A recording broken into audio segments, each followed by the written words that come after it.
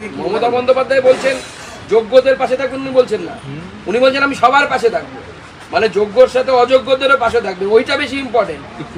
এই অযোগ্যদেরকে মানে বাঁচানোর জন্য মমতা বন্দ্যোপাধ্যায় যে যোগ্যদেরকে ঢাল করেছে, শিকন্ডি করেছে।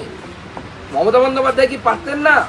ব্রাত্য বসু কি পারতেন না যে 5,000 লোকের, যে 5,000 যারা চাকরি পেয়েছে ঘুষ দিয়ে, তাদের নামের লিস্ট আলাদা করে আদালতে তুলে দিতে? তাহলেই তো যোগ্যদের কিচ্ছু হতো না, যারা পরীক্ষা দিয়ে চাকরি পেয়েছে তারা কিচ্ছু হতো না, চাকরিও বাতিল হতো না।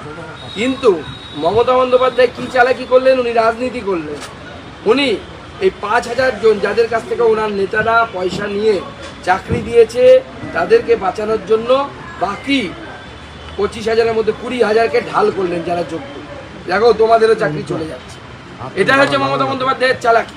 আপনি কি জানেন, মানে বুঝতে পারছেন যে এর পিছনে মাথা কে হতে পারে? না, মমতা বন্দ্যোপাধ্যায় স্বয়ং মাথা না।